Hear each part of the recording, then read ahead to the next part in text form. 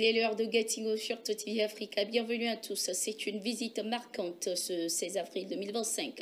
Youssouf Tougar, ministre nigérien des Affaires étrangères, était à Niamey au Niger. Une première depuis la crise de juillet 2023 et un signal fort envoyé par le Nigeria pour enterrer la hache de guerre entre les deux pays.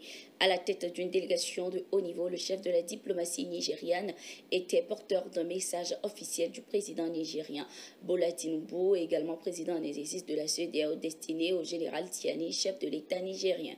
Objectif, relancer le dialogue après des mois de tension. Au menu des discussions, sécurité, coordination contre la menace terroriste au Sahel, économie, relance des échanges commerciaux et énergétiques, intégration régionale. Cette visite, fruit de mois de négociations en coulisses, marque un tournant.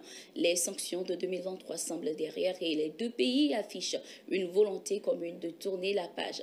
Notons que le Niger accuse souvent le Nigeria, son voisin, de comploter contre sa stabilité. Les autorités nigériennes estiment que le Nigeria abrite des camps d'entraînement militaire étrangers qui serviraient de base arrière aux terroristes qui mènent des actes de déstabilisation sur le sol nigérien.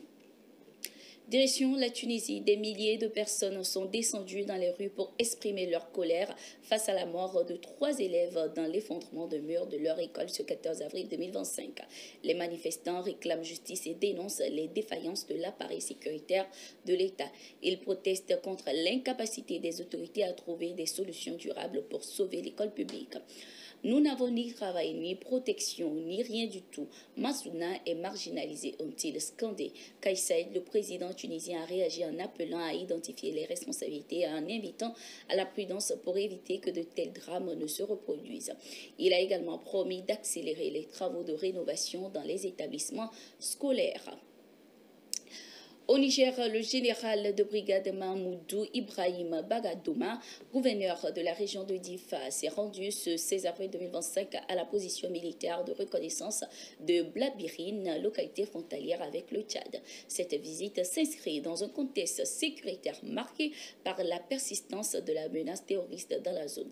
Accompagné d'une délégation militaire, le gouverneur a salué l'engagement des forces armées nigériennes dans la sécurisation de cette région stratégique. Il a transmis aux soldats un double message de reconnaissance, celui des plus hautes autorités nationales dont le président de la République, le général d'armée Abdurrahman Tiani, et celui des autorités régionales.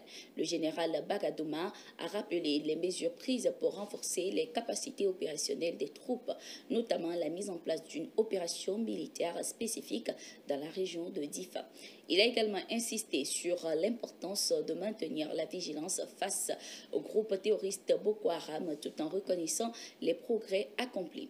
Situé à la croisée des frontières nigériennes, tchadiennes et nigérianes, Blabirine reste une zone sensible où la présence des forces armées nigériennes et la collaboration avec les forces partenaires constituent un élément clé de la stratégie de lutte contre le terrorisme. Cette visite a permis de réaffirmer le soutien institutionnel aux militaires en poste et de renforcer la confiance des populations locales envers les efforts de sécurisation. Toujours avec le Niger, ce 16 avril 2025, le président nigérien, le général Abdurrahman Tiani, a rencontré le docteur Jakaya Mrisho Kikwete, ancien président tanzanien et envoyé spécial de la présidente Samia Suluhu Hassan. Les échanges ont porté sur le renforcement des relations entre les deux pays. À l'issue de l'entretien, le docteur Kikwete a souligné la solidité des liens entre le Niger et la Tanzanie. Nos deux pays entretiennent de bonnes relations, mais il existe des marges de progression dans plusieurs domaines. Chacun dispose d'expériences qui pourraient être partagées pour renforcer cette coopération, a-t-il déclaré.